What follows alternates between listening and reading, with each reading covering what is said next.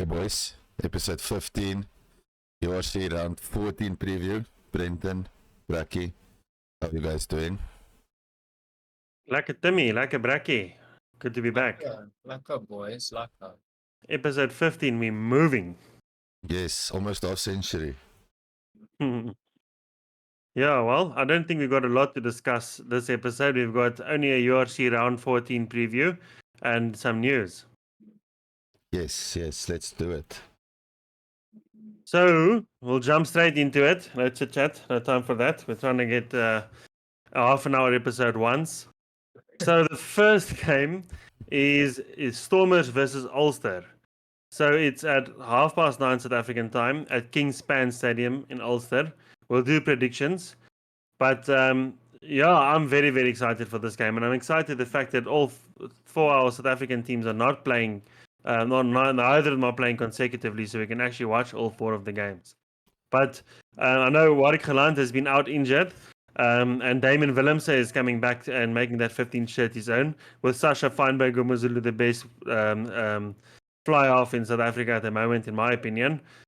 So I honestly think that the Stormers are going to rip Ulster apart. Yeah, I agree. I was looking at the team earlier. I'm really happy that Gaza's back on fullback.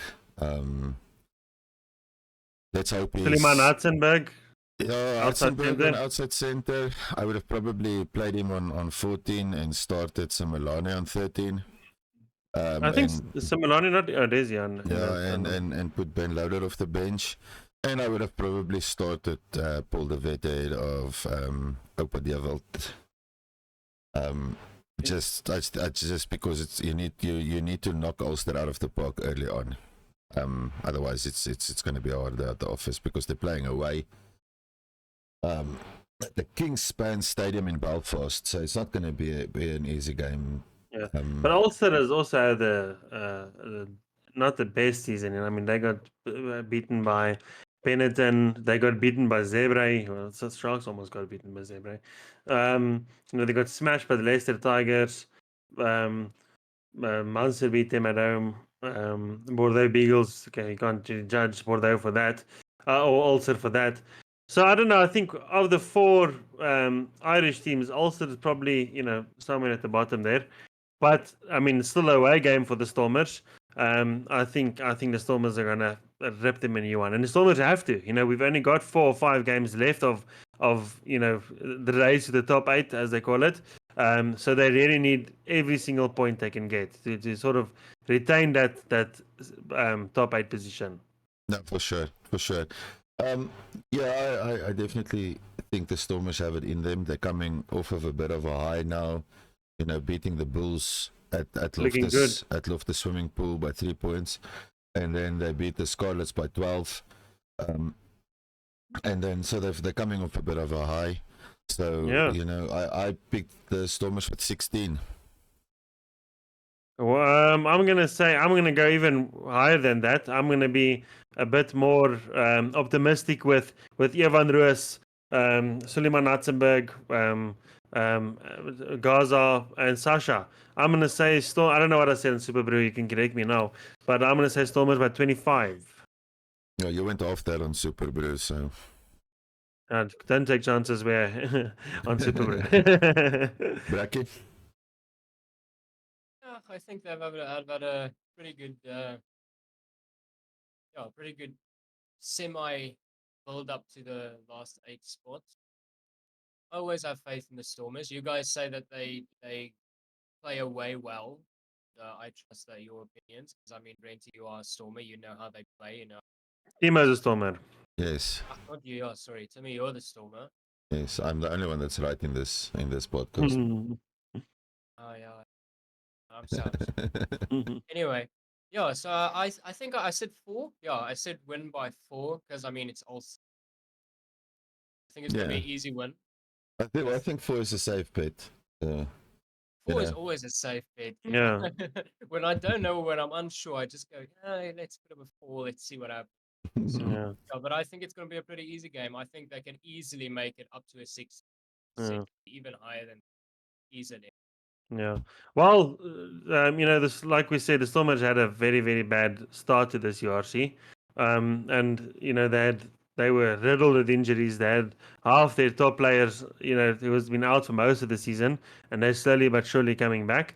So, I'm really optimistic, and I really hope that the Stormers turn around. They've got, if you look at the next game, they've got Ulster away, which is their last away game. So they can make a win here. It was quite a good tour for them. Then they've got Cardiff at home. They've got the Dragons at home. They've got Connacht at home, Benetton at home, the Dragons at home, and then Cardiff at home. So, yeah, let's see. Look, I honestly, I'd be surprised if the fitness of the injured players coming back is up to scratch. I really do see the Stormers probably hitting close to that fifth spot at the end of the season before they go into playoffs. And that's ideally what they would be aiming for. But, that's the beautiful thing about rugby. The ball's not round, so it bounces in any direction. Yeah. I would say the only match, I would say that this game against Ulster is almost a non-optional win, 100%. Win needed for the Stormers. 100%. And then of the remaining matches, like I say, if everybody stays fit, I would probably say the only match that I would really worry about would be Connacht. The rest of them should be easy wins. Yeah. For the Stormers. But we shall see. Yeah. Well, I agree. I think this is a must-need win for them, and I think that if they do manage to win this game, I don't see them losing the rest of their games before the knockout stages. Then we've got Edinburgh and the Dragons. So the Dragons, I think, have only won one game. And they're the first team to have been sort of secure their spot to not be able to make the playoffs. So I think this is a pretty easy game. I don't know if the likes of Duan van der Merwe, and Skuman are back yet. But yeah, I still think Edinburgh takes this by 14. Yeah, I don't know. It's hard because we don't know who's going to be back, and there's so much going on in European rugby now with the British and Irish Lions tour coming up and all that. So, and we don't have all the team sheets at the time of recording, so it is a lot of speculation. If Edinburgh pitch up with their strongest side, in other words, they've got all the internationals and stuff, I can see Edinburgh easily going anything 15 to 20 points. If Edinburgh pitches up and the international players. Yeah, I do have the team sheet. Yeah, sorry. Piers Kuman is back, and one is back. Yeah, no. Then I have to say, if with those guys back, Edinburgh with the easy at least 15 to 20 points. There's not even that's not even up for discussion. Yeah. So let's see next game. Wait, you didn't make predictions. Edinburgh. How much? How much is Edinburgh beating Dragons with? Okay. Yet again, a bit of a safe bet, but I actually wanted to go opposite direction for this one, but this is not the one to go opposite direction. Unfortunately for them, I have already went rogue round, so I went with a solid 10, also a safe option. See, the Dragons I've actually been to one of their games a while back, very long while back, and from what I can remember, it looked like a fresh college team that didn't really, you guys know I'm a bit new to rugby, not all the way, but a bit new. So yeah, they were both a bit like headless chickens, so I don't have a lot of faith. So yeah, I say Edinburgh by 10. The Dragons don't have, they have a few good players like Rio Dyer. I don't know why he wasn't picked for the Wales team. And then Aaron Wainwright, who's also very good sometimes. So you see, yeah, the problem is there. You're adding sometimes to the end of each compliment you give them, and that's probably why they didn't reach the Wales team. No, well, Aaron Wainwright is okay. But yeah, the next game, Bulls versus Zebre. The Bulls played Leinster last weekend, and They didn't play too well, did manage to get the win. Zebra played Sharks last week, and they played probably as well as they could against a Sharks team that looked very bad. I know Zebra can be tricky, and they've actually, if they won last weekend, last weekend the Sharks beat their win streak of 3 games in a row. I don't know. I just can't see Zebra beating the Bulls. Not at Loftus though. Not at Loftus. The thing is with that is and I come back to that. The reason the Stormers beat the Bulls at Loftus was because of the weather. And the Stormers traditionally play in a lot more wetter weather, because traditionally their winter season would be rainy and whatnot. Yeah. Where the Bulls generally play in a much drier, slightly humid atmosphere, so they tend to have very sticky. It's a sticky. The ball doesn't get lost a lot. The ball's sticky and everything like that. And then you look at the Sharks, for example. It's gone the opposite side. There's too much humidity, so the ball is like a bar of soap. Yeah. We've been having a lot of rain this side, and I hope that from that perspective that it doesn't rain, because the Bulls really don't play well in the rain. Much like the Lions don't tour well, the Bulls don't play well in the rain. Yeah. But if the Bulls lose this, I'd be a bit worried. Yes. Because this is a game at home that you should smash, and I actually do think that they don't have a lot of home games remaining for this season. So they need to capitalize on the home games now, because their away games are difficult teams. It's not the easiest teams to play 100%. Away. Yeah, what you're saying is correct, Timmy. They have to win this game, because after this, they're playing Munster away, who are previous URC champions, not in the best form though, and Glasgow away, who are also previous URC champions, the reigning champions. So if they want to secure that top 4 spot, they have to. I mean, the Sharks are on the heels. So the Vodacom Bulls really need to make sure they don't fuck this up. They're also losing. They're also losing a few key players. Elrich Lowe has got a horrific injury. Johan Goos and now Veli Leroux went for a surgery. So I don't really know. I'm sure Devin Williams will put on that fullback jersey this weekend. Yeah, he's, in all fairness, he's probably I think. Outside of that, the Bulls have 2 very, very, very, very solid fullback options, and the Stormers have 2 very solid fullback options. So that's a blessing for the Bulls. I mean, like the Sharks now, without Apolele though, we'll get to that match just now, because that's going to be a bit of a rant from your side, I assume. But look, I've got faith in the Bulls. And my pick was a simple and an easy one for me. I said the Bulls by 40.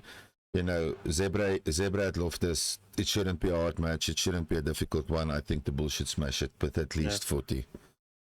I think I'm going to say the Bulls by less. I'm going to say the Bulls by 10. I'm sure I said the same thing on Super Brew. Yes. I just feel like the Bulls haven't really, no disrespect to your team, Bracky, but I just feel like the Bulls, they're in 3rd position, so give them due. But they're just, I don't know, they're missing a lot of shots, and I don't know if it's just a cohesion problem with them, without so many good players.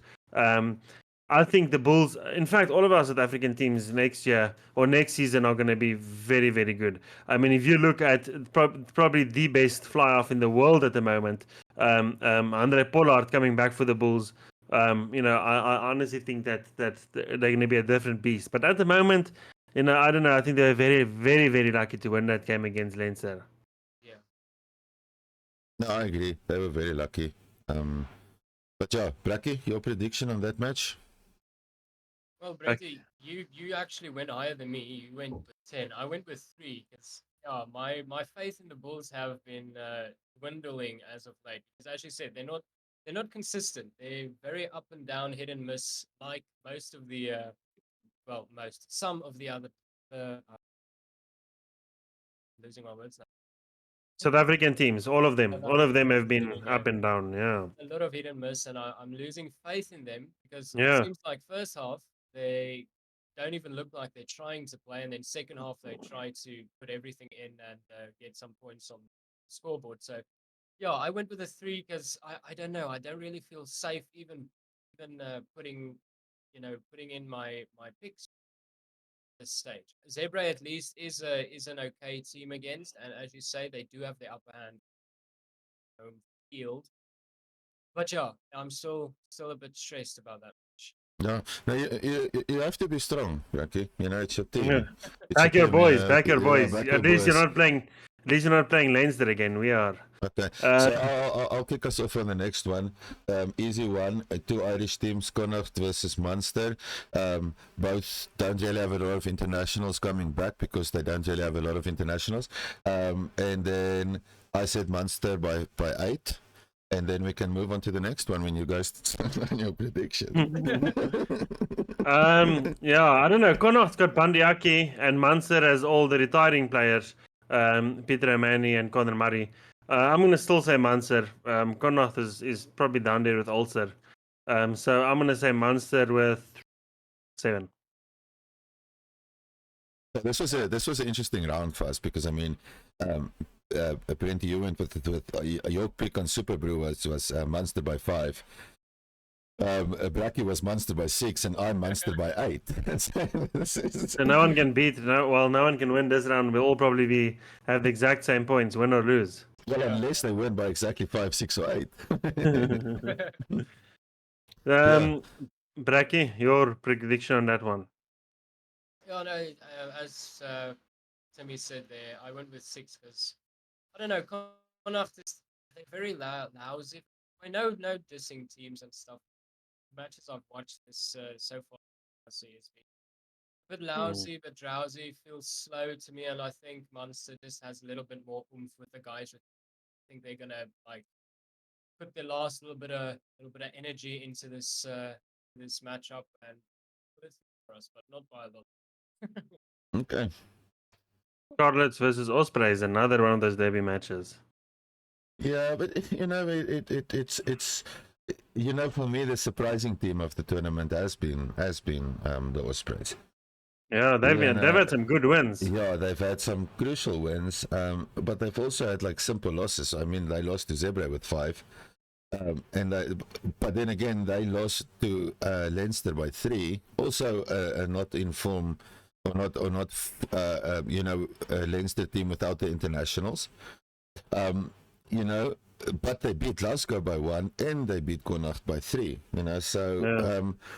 I think you know, in all fairness, with it being a Welsh derby, it should be an interesting match. And you know, I feel that after everything that happened in the Six Nations, that the Welsh teams are getting a bit of that hope back, and their supporters are getting a bit of the hope back.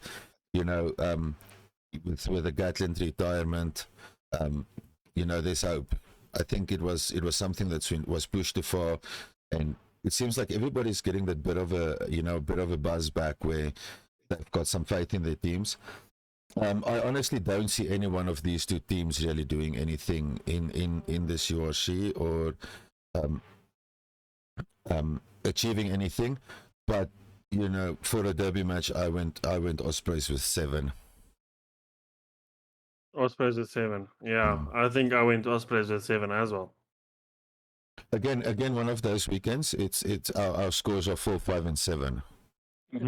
So we really don't have a lot of faith in the Irish or the Welsh teams to put up high scores. Well, they could still put up high scores. Yeah. It's just gonna be close. Well, let's see. Not on the Ospreys team, but I would love it. Just to teach us a lesson, but I think the chances don't have. Okay. And then we've got Sharks versus Leinster. I don't know if the Sharks going to win this one. I'll be honest with you. I know that it's a B team Leinster team. It's still we're also losing. We've also have a lot of our you know, key players that are away. And that's sort of you know, made clear by the fact that we play Yao Pentley at fullback for this game. Leinster, I'm very worried. You know, even though it is a B team, it's still a team with Arge Simon and Jordi Barrett. We saw, you know, what good form they were against the Bulls, and we saw in what poor form the Sharks were against Zebre. The one thing that I'm unbelievably excited for is my boy Andres in his back, and inside center on full blast. You know, I think it's a dangerous backline, except for Yao Penke, who just needs to not knock a ball on when contesting for the eyeball. But Jordan Hendricks at 10, Makuzulu Mapimpi has been an unbelievable form. Andre Esterhuizen, who's come back from injury and guaranteed is going to be in unbelievable form. Jerenzo Julius, the boogeyman, and Ethan Hooker, where I think he deserves to be or belongs to be on wing. So, yeah, let's see. James Fenter back on the flank. I like James Fenter. I know he's leaving for an English club next season, but I really like him. He was our starting six when Sia left for Racing, and I actually didn't think he did very well. Okay, yeah, but maybe you shouldn't think he's very overrated, and I don't think it's a loss for South African rugby with James Fenter leaving. Look, you've got the team on paper to beat pretty much any team. I think Jan fullback is a mistake, but then again you've got a lot of players injured, so it does make it difficult. Sia Matsuku, not really an attacking fly-off as you would get with Jordan. So clearly the Sharks' game plan is to attack. They're gonna run their back line. It's clear. So you'll probably see a lot of Jordan Hendricks putting Andre Esterhuizen into some crash ball runs, and let's hope he gets those offloads away to Jerenzo, because you know when you go Jerenzo has either got Ethan Hooker or Mapimpi on his outside, you know the Sharks are going to score a lot of tries.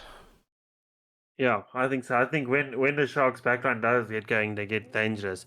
But one thing I hope that Joey Mongalio, I hope I'm saying that correct, the Sharks defense coach worked on was their defense, because against Zebre the defense was very bad. And if you give Leinster half an opportunity, you know, it doesn't matter which one of them is there. I mean, they have an endless budget, so they still have very good players.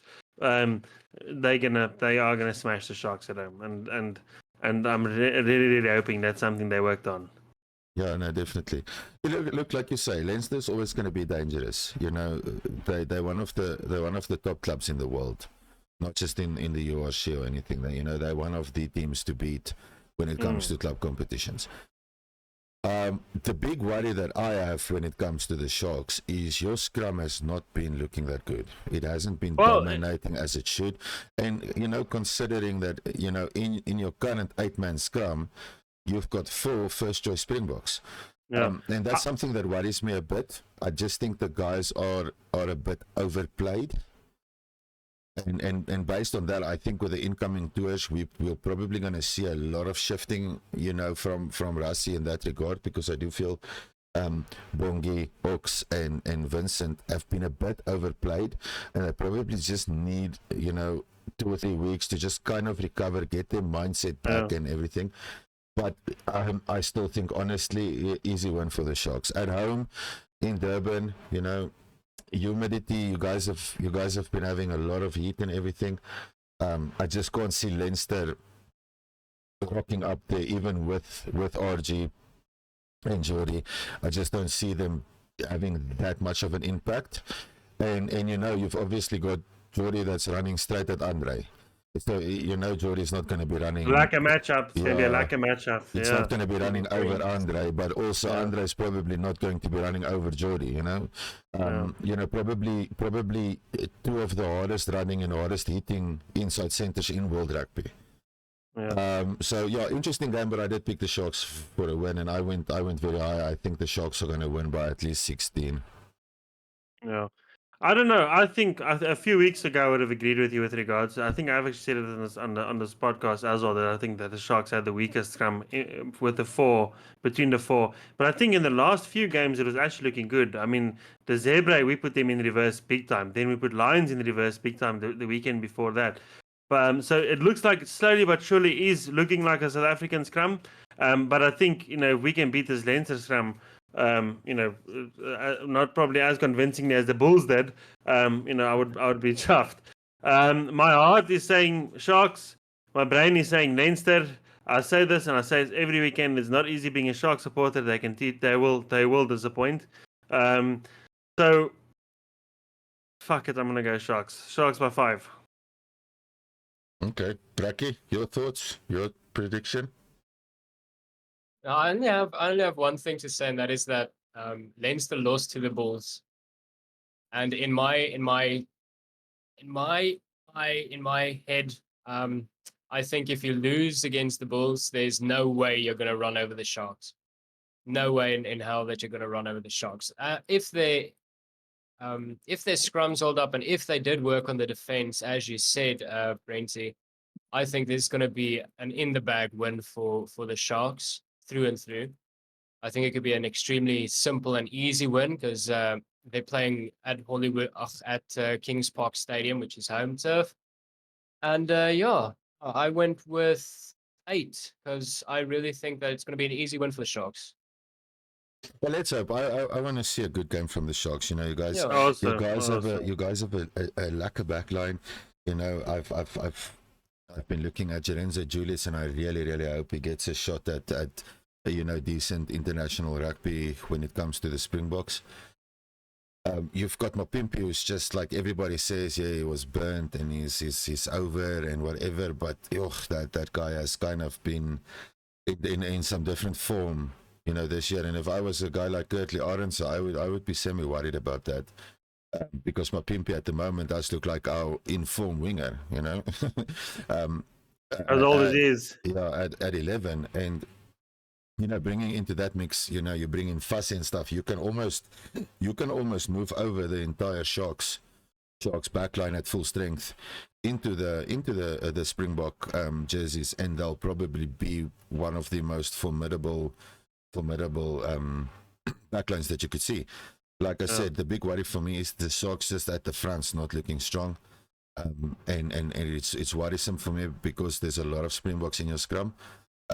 But I also think it might just be some fatigue, and hopefully the Sharks pitch up on Saturday and decide to just put 60 points over Leinster, you know, and just like score a try every 4 minutes. That would just be the best game to watch. And then I can guarantee you our Sunday podcast is not going to be an hour. Definitely. So I think it should be an easy win for the Sharks. I hope so. I really do. You know, it'll be lovely to see. Let's smash Leinster.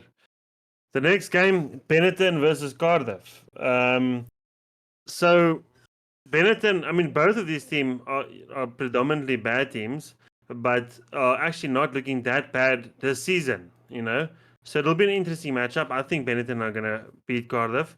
Cardiff did beat the Lions last weekend, no? Yeah, the Lions. So yeah, let's see. I'm going to go with Benetton. I'm going to say Benetton by 7. Yeah. Look, this is probably going to be the scrappy game for me of the weekend. Okay, in the next game, Benetton versus Cardiff.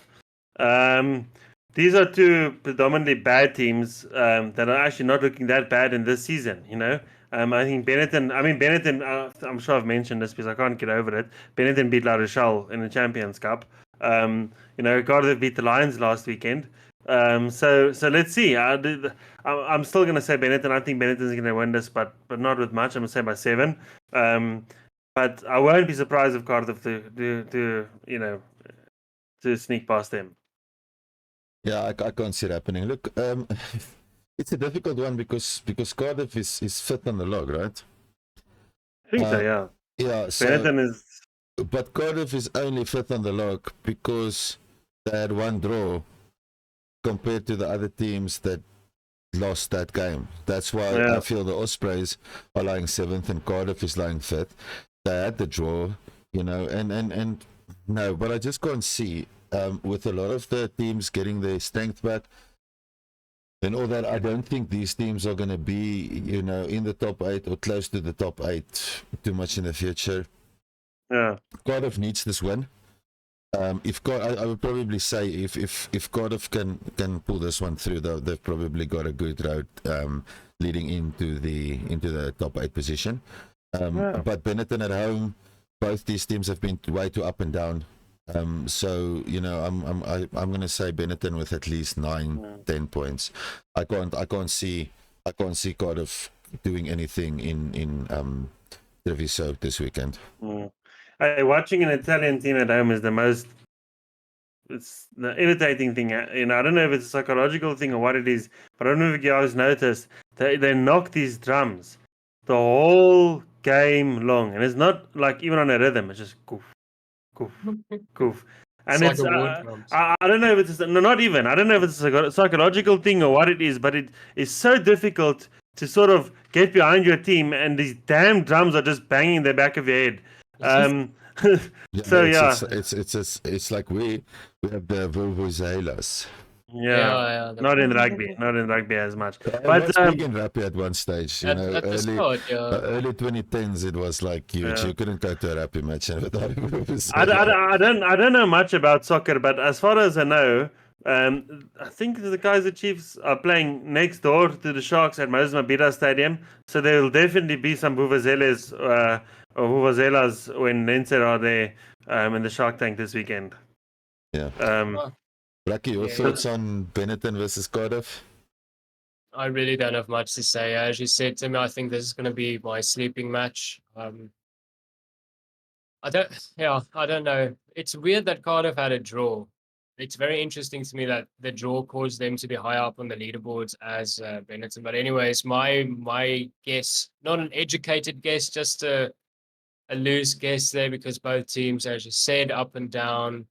It's very hard to make an educated pick on which side is going to win and which side is going to lose. So I went with Benetton with at least 4. Okay. And then the last match, which is running the same time as the Benetton versus Cardiff match, which is the one that I'll probably end up watching because there's a South African team involved. Yes, 100%. But I'll put a touring team.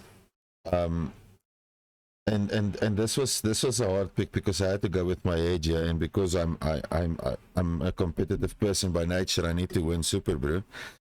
So I went against the Lions on this one. On paper the Lions should put up a fight in this at least. But Glasgow, ranked second, and as we clearly saw with the other matches, a lot of the international players are coming back. So Glasgow is going to be at full strength. In Glasgow, I don't have a lot of hope for the Lions on this. The Lions, no ways. Not if they've lost to Cardiff. But yeah, I agree with you 100%. I also went with Glasgow. I think Glasgow are going to smash Lions, and I don't think it's a player problem. Now we even made a hype video. We'll put the link in the description. Please watch it. The Lions they've got dangerous players. Edwin van der Merwe, thank the Lord, is coming to the Sharks next season. Frankie Horn, Ruan Venter, Henko van Wyk.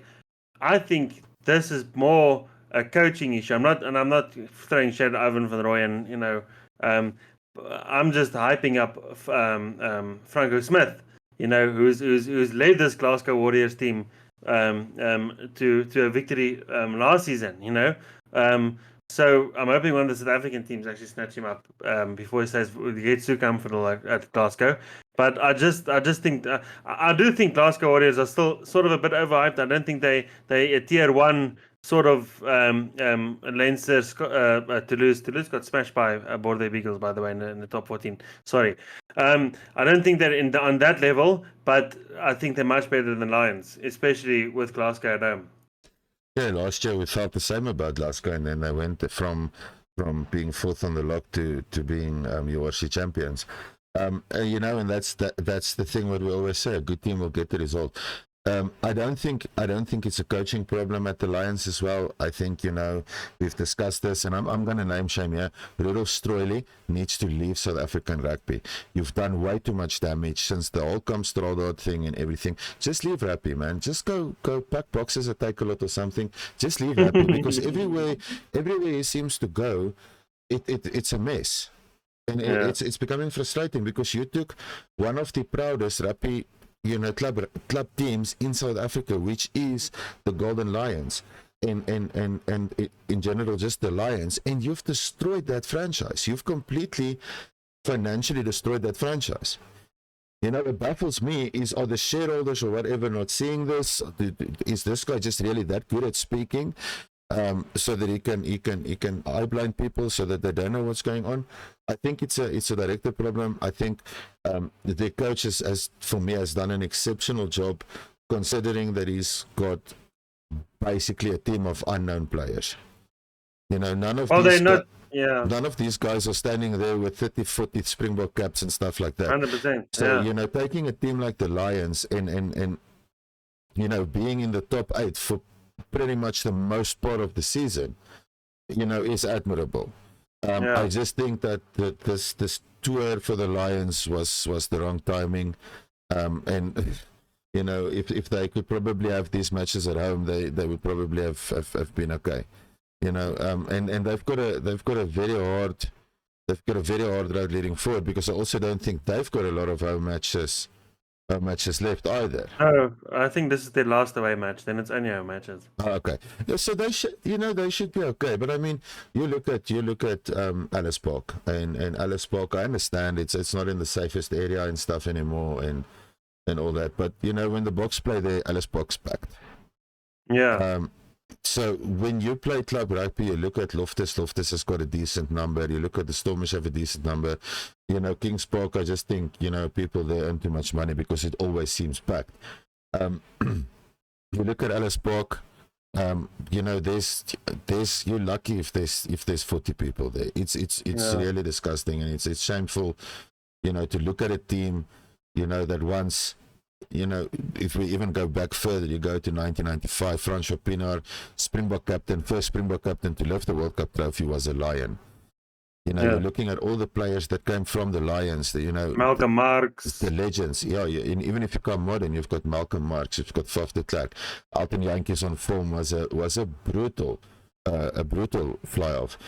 You're looking at there's a lot of players that you can turn around, you know, and look at. Willem Alberts is another name that pops up, that played a lot of rugby at the Lions. You're looking at Combrink, who played wing for the Lions, you know. So there's a lot of players that have come from the Lions. A majority of our Bok team in 1995 were part of the Lions outfit, you know, and now we're sitting with this franchise that just can't get off their feet, but and then people can't understand why.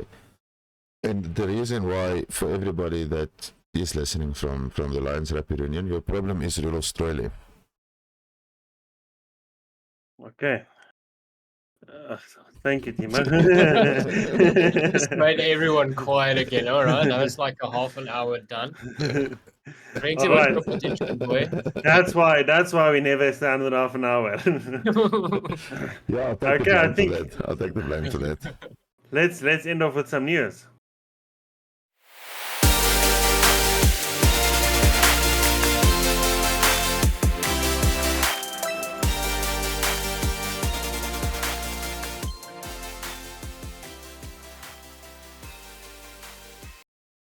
Let's go. News. Yeah, well, the first one is the one everyone's heard before already, is that FNB is a new main sponsor of Springboks, the Springboks. So that MTN logo in the front of our jersey will get replaced by a tree in the form of FNB logo. So if you read it here, it says S Rugby has announced on Wednesday that FNB has become the principal partner of all national teams, with the bank's logo taking center stage in the front of all team jerseys. The agreement sees that FNB logo moves from the shoulder of the Springboks to the front of the playing jersey, but also onto the front of the men's and women's sevens teams and all age groups. I'm not going to read all of this, but basically, it's a massive financial boost for us as well. You know, FNB reportedly beat out interest from international brands as an addition to the sorry, I'm Afrikaans. Okay. Afrikaans. Of current sponsor, the Bok jersey is understood to have a value of approximately 300 million rands since the dark days of 2016, when SA Rugby was struggling to fetch 30 million rand from sponsors. So massive financial boost for us. And I see that Pick and Pay, everyone's second favorite grocer, will be at the back of the Bok jersey. Well, I don't know. For us, yeah, it's our favorite grocer. Uh-huh. Look, FNB probably, I've been banking with them for a while, so I think it's fantastic. And I don't want to, call out names and stuff, but if you want to sponsor an episode FNB or a whole bunch of episode and equipment and stuff, FNB, just get in contact with us, FNB. Or big campaign. No, We no, can no. pay, no. pay even, yeah. We want money, not food. But no, look. In all fairness, it is. I think it's probably the best thing. He's gonna be I was reading a meme where they say just don't go for alcohol sponsors because we never won anything when we had alcohol sponsors. When the castle, now the castle are good. Yeah, So no, I think it's fantastic. Obviously keeping it local as well. Yeah, 100%. Yes. 100%. Yeah, definitely. Because I know that there were some big names in contention, like Monster Energy and Coca-Cola. So it's very lucky that a South African. And then obviously they're the same color as the whole checkers thing, so that thing will just work out for everybody. Without Checker 60 away jerseys. Yes. Okay. Next news you've got then was Sebastian de Klerk. Yeah, Sebastian de Klerk gets a 2-game ban. Yeah, I feel it's a bit brutal. In that regard, like did he mess up? Yes. Do I think it was a deliberate mess up? No. I feel Muvaka gets a 3-match ban for deliberately diving his head into another guy's face. Yeah. Okay, and for me, this is an incident on the field. This is a rugby incident. The ball was overrun. It was misjudged. It ended up in that. And I don't think a 2-match ban is fair, considering, basically what he should have just done then is assaulted the guy, to just finish it off, and we've only got And you've only got one more day. Yeah. It's almost like, okay, no. So no, I don't agree with it. I think it is it's a bit extreme, and I feel sorry for the guy. For Sebastian. Obviously, guys, now I rate him very, very highly.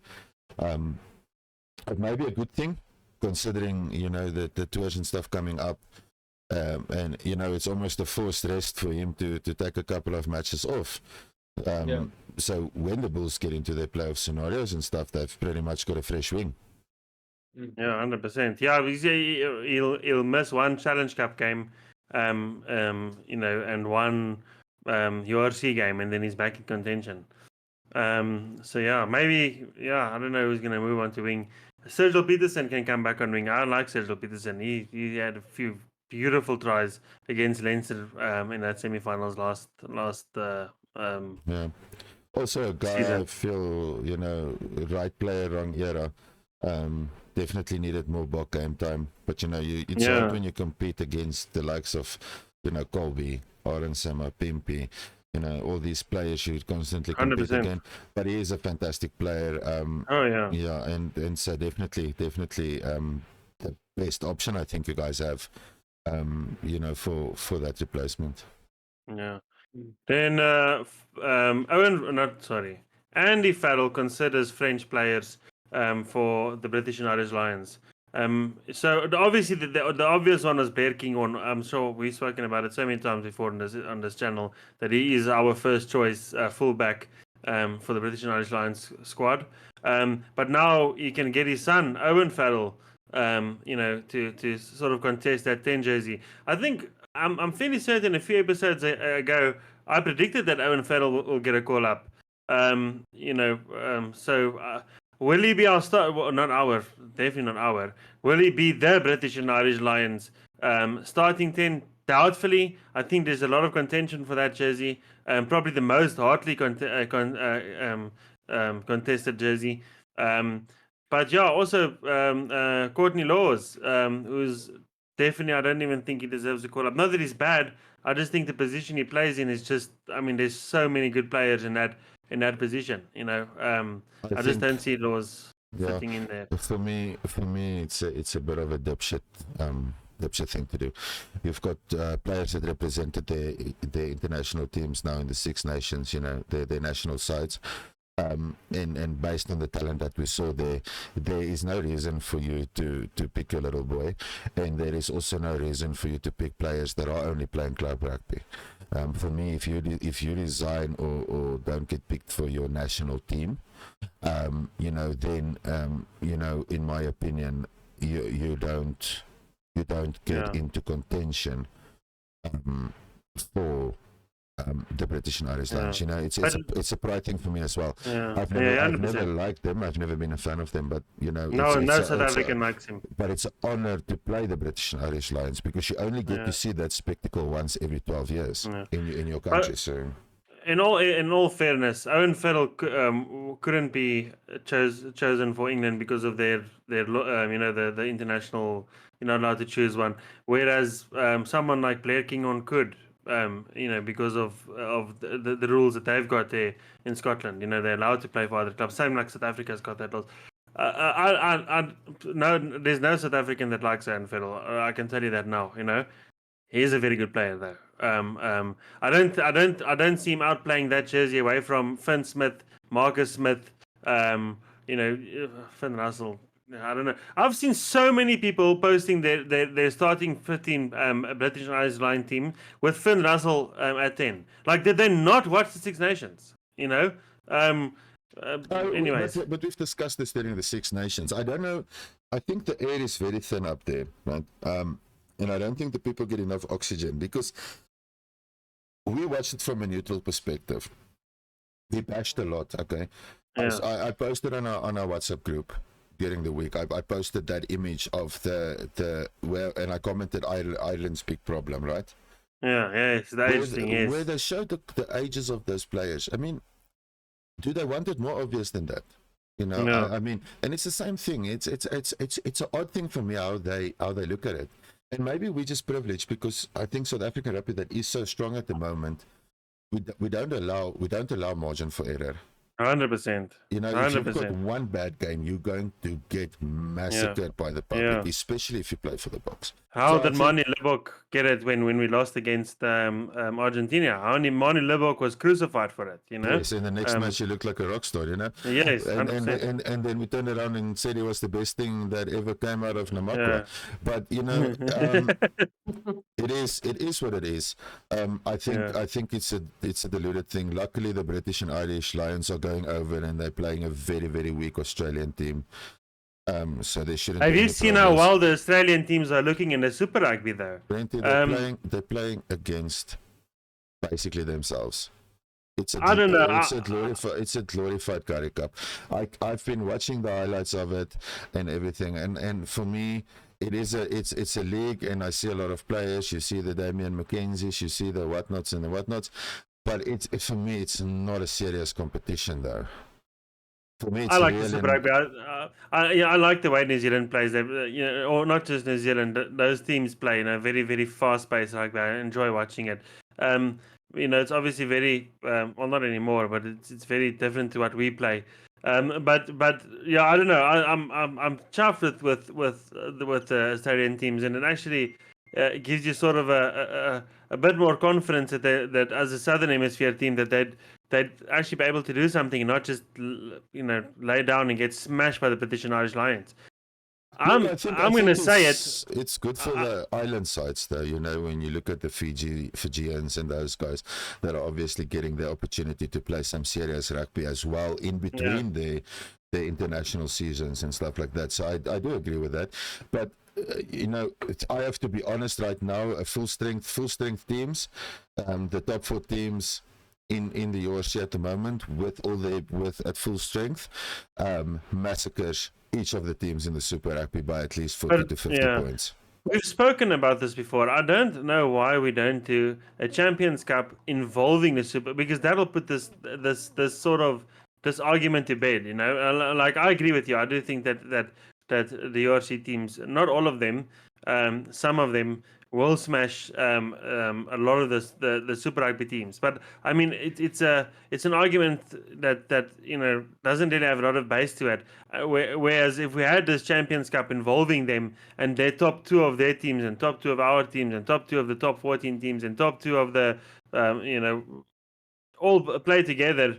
In one shortened competition, doesn't have to be a year-long competition, and just sort of, I think that'll be brilliant. That'll really, really in this argument, because obviously the Kiwis don't feel the same way we feel about the Super Rugby. Yeah, but I've been hearing what the Kiwis have been saying, and no disrespect, because I do love All Black rugby.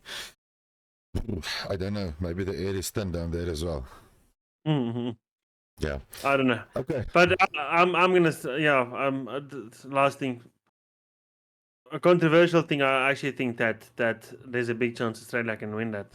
I mean, we've seen they technically did beat Ireland in the I mean, they had a very good Autumn Nation series. So and Australia were down and out. They've been looking horrible. The Wales of the Southern Hemisphere. There's no two ways about it. But I don't know. I'm starting to get a bit more confident about that statement.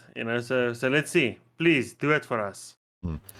So yeah, last news from my side, and I hyped you guys up for this, but it is actually not about the topic that I said it was going to be about. Oh, thank the Lord. I just want to say, seeing as we are South African, it looks apparent that our South African soccer team, Bafana, is going to qualify for the 2026 World Cup. They are running at the moment 18 games unbeaten. Yeah. So hopefully this is the turnaround, for our soccer team as well. And maybe we can be that country that's got a soccer World Cup, a rugby World Cup, and a cricket World Cup at the same time. Yeah, 100%. That would just piss off the world so much. So I'm not. I'll be honest with you. I'm not the biggest soccer / football, whatever you call it in your country, fan. But I'll support Bafana 100%. If World Cup comes and we qualify, I'll buy a Bafana shirt. I'll watch every single game. I'll buy vuvuzela, and I will support the boys all the way. So please do it. I mean, that would be something amazing. Well, if we can. The interesting thing about that is if they qualify, and at the moment they're on the top of their pool for that qualification. Yeah. Which is fantastic. It will be the first time since 2010 that we are in a World Cup, in a soccer World Cup. In 2010 we were only in the soccer World Cup because we hosted it. But I'm still a South African by heart, and boys, just push go it for through, it, do it, make us proud, go big, and 18 games unbeaten. That says something. This is we've currently got the highest unbeaten record in the world at the moment. The only team that's outing us is Spain. So GG to that. GG to that. Boys, well done. Keep it going. And we're primarily a rugby podcast, but from our side, we will be supporting you all the way through that World Cup and everything and whatnot. Yeah. Well, go Ziakala. All right, but guys, that's it from me. Cool. Thank you, guys. I'll see you next episode when we do our review of how the Sharks smacked Leinster. That's going to be a lucky episode. I can't wait. Yes, and guys, if you like, just remember to like and subscribe, and all the support. We do appreciate it. The love and the hate, we take it both on the chin. Guys, and remember, kids, don't do drugs. And then we'll see you again on Sunday. Cheers, bye. Cheers, boys.